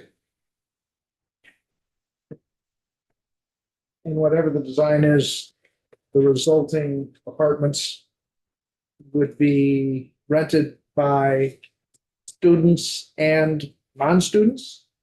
I think our idea is, yes, that this will be designed first and foremost for our students, because that's who we are serving. However, what we are noticing in the current Johnson apartments is that right now, which is our faculty and staff, there are non-students who are also interested in these kinds of apartment buildings. What would be nice about this is, as the need for student housing on ours ebbs and flows, we can move up and down for how many students versus non-students there are. So as opposed to the residence halls that we have now, which have the bathrooms on the end of the hall, which, don't tend to work for many other folks, this would be something where you could use it for a variety of constituents. That would be a revenue stream. It depends who owns it. It'd be a revenue stream, but the tenant would be paying for whoever owns the building. Correct? So it might not be the college. May not. And so that in there's an interesting opportunity as well. As the campus transitions from 100% students, now we have the clinic coming up. We actually have a great Vermont business interested in leasing some space in the Martinetti Hall, even though the grant was not approved, that you'll start to see, and they want to do workforce development on the campus in addition to setting up some of their manufacturing, low impact manufacturing operations. So as the campus starts to become this upper village, you're going to have the cultural and tourist center in the lower village. You're going to have community services and a different type of atmosphere on this upper village.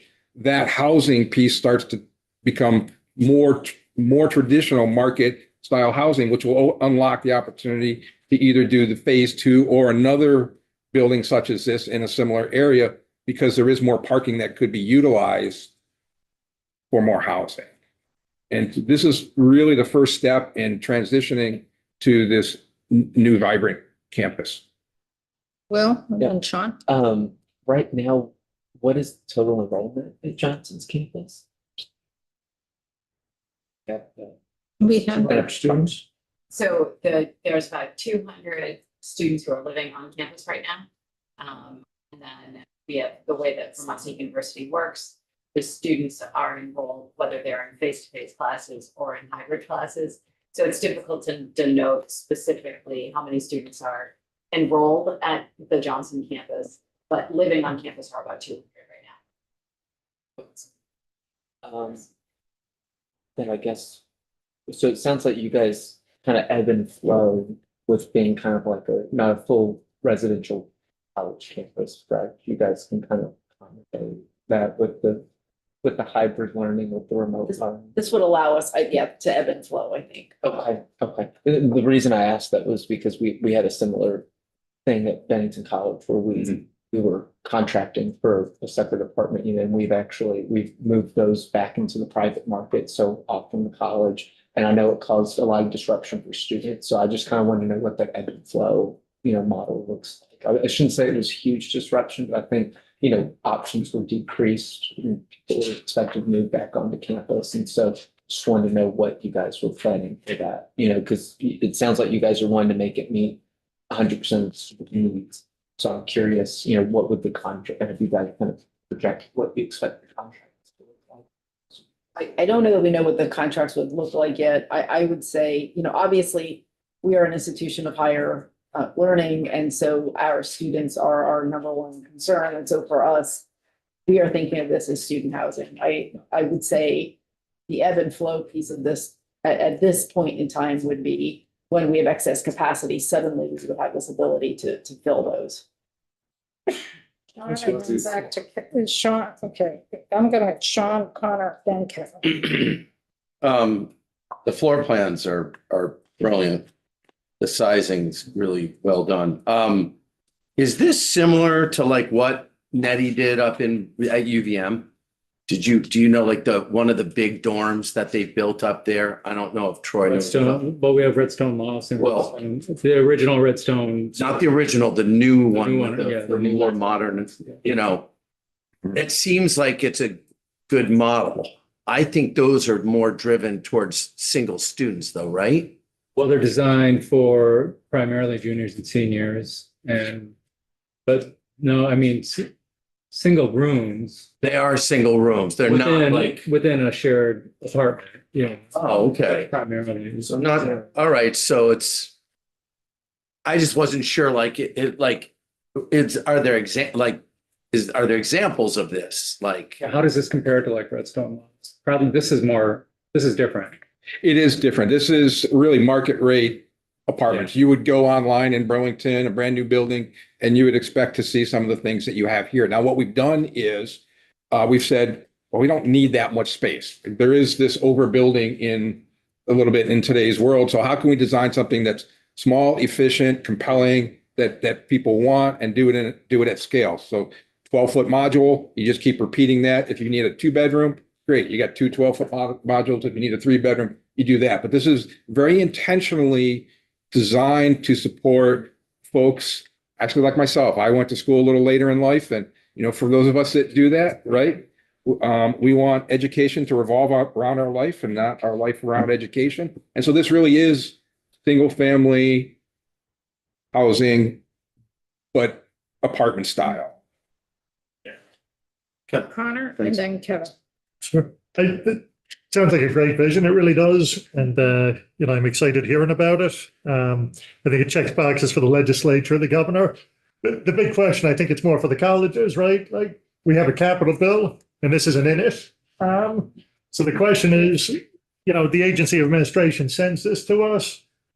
Do they support this? And I ask this for process, right? Because the second you have a capital bill, we have little room to play around with. So it would need to be a collaborative process, probably working with the administration to see what do we sacrifice in place of this. So could you just explain how the process has worked? Are they on board with this? And This is something that we've told, yes, the Agency of Administration. We have really been working with the legislature on this project. I know that Senator Ruth has been very interested in it. There are opportunities for this to have some of the CHIP funding and opportunity zone funding in it. And so it is sort of just this unique piece. I know in the capital bill, this is really, a 2-year bill together. And so the idea being, we realize we're late to the table with this, and it's why we're coming here now to, give you all the information on it. So I'm gonna ask more specifically. When the governor put out the request for capital needs, there was also this year. Was this in your request to the administration to include in the capital bill budget adjustment to the administration? We did not do that. Kevin, We all want more affordable housing. Is it too early to ask you what kind of target monthly rental fee or annual fee you're hoping to get to with whatever design you have? No, it's never too early because that's where you got to build your pro forma off of it to figure out whether it's going to actually work or not, right? Pencil out, yes. I'm asking the question. And so part of that is going to be, how fast we can move on the project, because right now our schedule is aggressive in trying to we would likely issue the RFPs before the funding was approved, if there was a sense that this might be moving in the right direction, so that we could be breaking ground in the fall and bring these apartments online later next year in 27 and avoid another 5% increase, because escalation happens roughly at 5% a year. The rents that were targeted are going to vary a little different here. Roughly, Yeah. not specific. I mean, you got a 1-bedroom, 2-bedroom, 3-bedroom, what roughly? Right. So if you were to go online and look at what a 1-bedroom for a college student at Vermont State University is, I want to say it's like $675 or $625 a room. Because this is market rate, we would be looking at $1,900 a month up to $2,500 a month Per room? so 1,900 for a 1-bedroom, 2,200 for a 2-bedroom, 2,300 for a 3-bedroom. Now, because this is college style housing, that would translate roughly to, depending on whether you were going to have 2 people in a room or 1 person in a room, somewhere between $600 and $1,000 a bed, which is the typical metric for university or apartment style housing. We have to build the pro forma on a market rate in order to make this attractive to a developer to come in and support this. Now, these numbers are a rough order of magnitude. They're used to build a model to, answer questions like, how far does the $1 million get us? And we know where that's at. so 1,900, those rent include utilities or utilities on top of That that? would include utilities, yeah. Lynn Dickinson is a member of the board, State College Board. Yes, for the record, Lynn Dickinson, I represent St. Albans Town, legislative trustee on Vermont State College as the chair of the board at the moment. Just to clarify, I went with the CFO and the chancellor to the governor's office to present our budget request, and we did in fact talk about this. When did you do that? We talked about our proposal and our request for the shared budget. And while we were there, we did mention this issue of the apartments and trying to create a housing situation that would be appropriate for the college as it is now. The other thing is that this is not just for the married student housing that's there now. Is not just used by students, it's also used by staff and faculty. And another important piece that when you want to hire someone, you help them find a place to live, and those are the kinds of things that we could use to help the existing staff and faculty.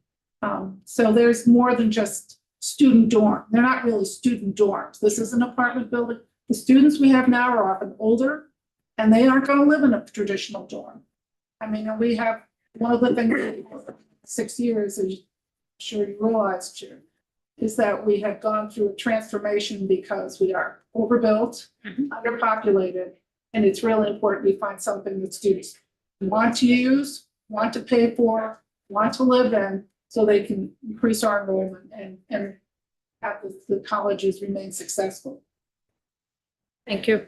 Thank you for that. And that was the quick question, which you just answered, Lynn, is does this increase enrollment, you think, at Johnson State, this building?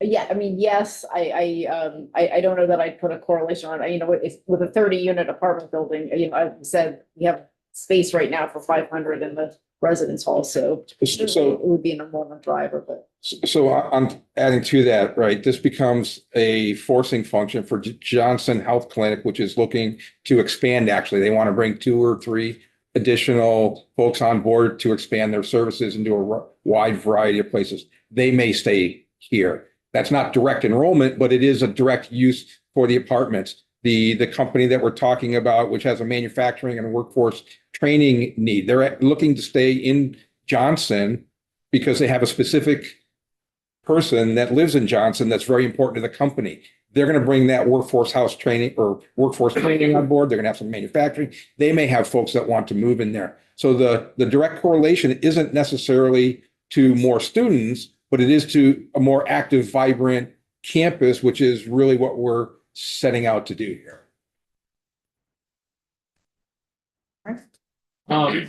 Completely different context. I want to acknowledge that up front. In many ways, the University of Vermont is looking at a very different, almost opposite, right? We're the opposite of overbuilt and under-enrolled right now.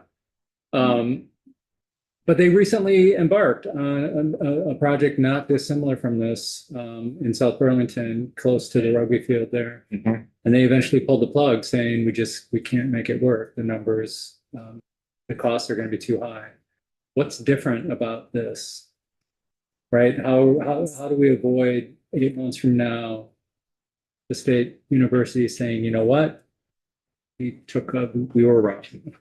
I don't know the details. I just know how it was presented to Burlington and to the surrounding community, but. You know, I thought that question might come up and I have the answer, but I don't know that I'm at liberties to share it, but I know a little bit too much about that project. Okay. I will just say right, that fair. the reason that project didn't move forward was not just because of cost. Okay. Well, yeah, Is that on UVM owned property? it was. Was, okay. Well, there was a land swap there. It was on Right. the hotel's property. And in order to make that go, the hotel was going, yes. Yep. And that was the reason, if you've been on, the DoubleTree lately, you see the new hotel or the additional rooms being built up front. That was so that the back part of the hotel could be demolished to support Catamount Woods, I believe, is the project there. I'm a South Burlington resident, so I have a little interest in that. All right. That project. But can So- you talk a little bit more about how this project avoids some of the Yeah. pitfalls? So one is being very aggressive on a timetable, acknowledging there's a housing need. There is a little bit of a leap of faith here, but we believe we're solid in the work that we've done to date and why we selected the location that we did. By doing that, you remove escalation. The other part of it is you need to have the right partner. I've talked to several developers. There are probably 600 units of apartments that have been built recently in South Burlington, in city center, that were done for less than $300 a square foot. There's a certain model it takes to get to that. And it takes a certain developer mindset to be able to do that. You will hear numbers like you can't build it for less than $450 a square foot or $500 a square foot. With the right partners and the right structure, we can do that. But it takes some effort and some investment, but it can be done. So what if you don't get the million? What do you do? Where do you go? Because that's a big ask in the middle of a 2-year budget. So we got other asks as well. So if you don't get the million, what happens? I would say there would be a little bit of a retrenching here and trying to figure out what the next steps would be. Because there are a series of, as I mentioned, we view this as a forcing function to support the city of Johnson, the town offices, village offices. There are other things that we're trying to do to this campus to support that. It's not really, the impact here isn't just on Vermont State University, it's on the town of Johnson. And so because we've talked to partners, as the chancellor has mentioned, we would have to re-engage that process and try to figure out what the next steps would be. I don't know. And what if you don't know what the amount would be come May, either way? What then happens to your time frame of putting a shovel in the ground in the fall? Because no decisions will really be made until first part of May. I keep hearing a whisper that they'll come back next year. I keep hearing. No, you need the million, you need a million or something to get going. But what I was hearing is a shovel in the ground by fall, which means you need the million now, which our legislative process doesn't. Doesn't work. Like that. And nothing will be decided really firmly until April first week or so in May. So that right there bumps it out. Your fall date bumps that out. Unless you can find the money elsewhere. I think my counsel to the chancellor and the Vermont State College team would be to move forward with the RFP.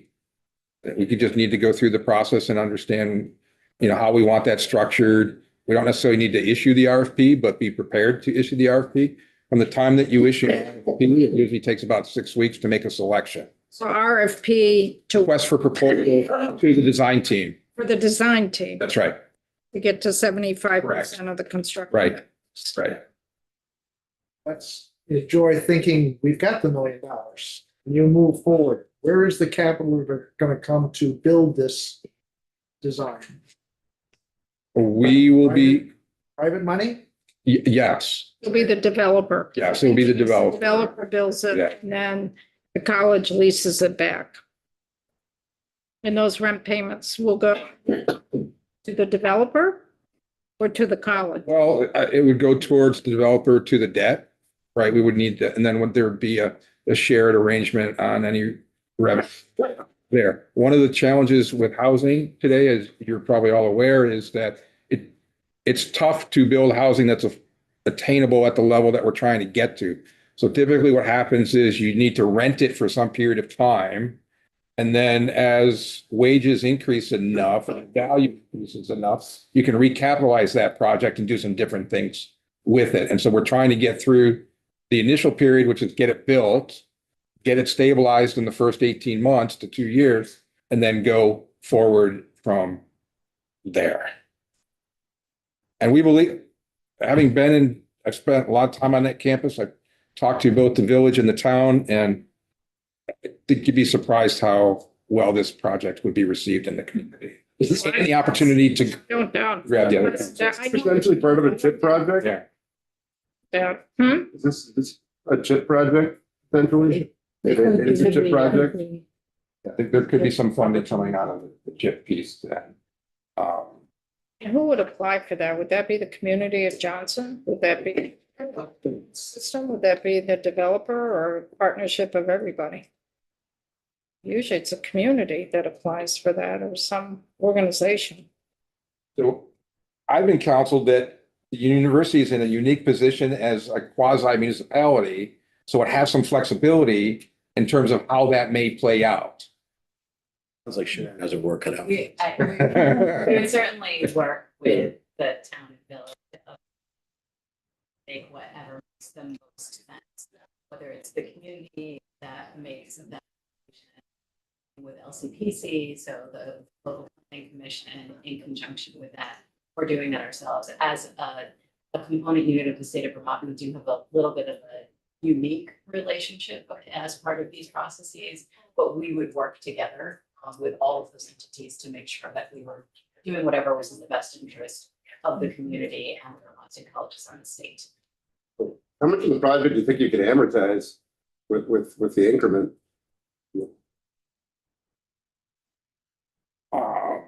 Somebody knows that. Out of the chip Yeah. piece? The chip, we're not sure how much of the project would actually qualify for chip dollars yet because we haven't gotten that far. So we've got to get some details around what pieces might we be able to put in the chip bucket right now. But infrastructure on most projects, it might be, in a project like this, infrastructure might be 5% of the total project cost. It's not going to be the same as it would be from a greenfield site where you're trying to extend up the infrastructure to that site because a lot of it's already in place. But it helps the capital stack. We would not want to not do that. It's just a different structure.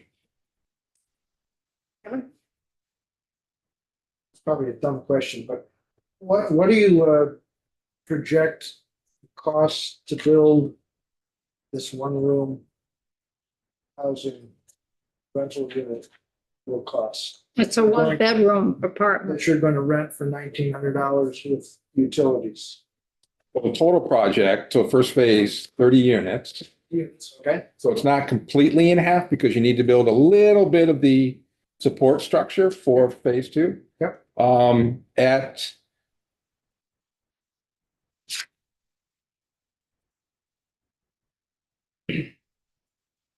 So the range is going to be somewhere between 10 and $11.5 million when all said and done. And the reason that there's a range there is for, and that's just for direct construction. And the range there is because we've got to right size the units. We've got to right size the public and support space so that we get the right square footage, because the biggest impact you can have on a project is square footage. Keep that square footage low, it becomes much more attainable in terms of what it is. So it's from a construction cost right now, that's where it's at. And the base model is built on $300 a square foot plus contingency. And so that range is based on square footage, not on construction price. So we never do math in here, but that translates to me about $750,000 per person. Yeah, well, you get some apartments there, that are 2 bedrooms. You got some apartments that are 3 bedrooms. You got some apartments that are 1 bedroom. Right. So bedroom apartment could have a couple in there. 51. It's. If we're looking at 30 units. So 1,000 square foot unit at $300 a square foot, and this is the going rate, is $300,000. Regardless of how many bedrooms you put in there, because the most expensive thing, the bathrooms and the kitchens. Right. You're going to have that in a 1 bedroom, a 2 bedroom, or a 3 bedroom, right? You can do a 2 bedroom, 1 bath. You can also do a 2 bedroom, 2 bath. I wouldn't advocate for that in this particular instance, but you probably have a 3 bedroom, 2 bath.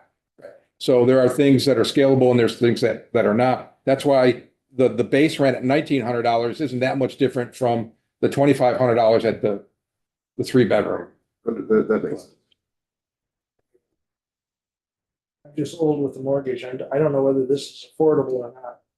Yeah, well, we probably bought our houses where you didn't spend more than 3 times your take home for the house, and that whole market's not. I just don't know whether this would be considered affordable. I'm assuming this is affordable. Well, if it includes the utilities. Yeah. So we've run over. I know some folks need to go to other commitments. Thank you for coming in. We appreciate this. I don't make any promises. I know this is percolating out there. And we'll just have to see where we are as a committee when we do markup. I'm not making any promises one way or the other. If you go through that process, if you have any questions, obviously, don't hesitate. We may reach out again. Who knows? We'll design. I'll take design count. Yeah, absolutely. The more the merrier. I changed them all. Okay. Get rid of that closet, make it a mudroom. There we go. How about, it is Vermont, right? Yeah. More closet. Okay. Yeah. Mr. SDB. Let's go. Thank you. And then copper clad the outside. Closets, don't Thank you they? so much. Closets are there. There's actually a bigger pantry now too. I love it. I love it. You too. So, Thank you all. I know we All right, went thanks. over. Yeah, appreciate it. Thank you. You bet. We've got a busy week on scheduling, so tomorrow we're back here at start out with the agency of ag with a good water quality grant. Thank you. Great to get started. So we're done for today and we will be back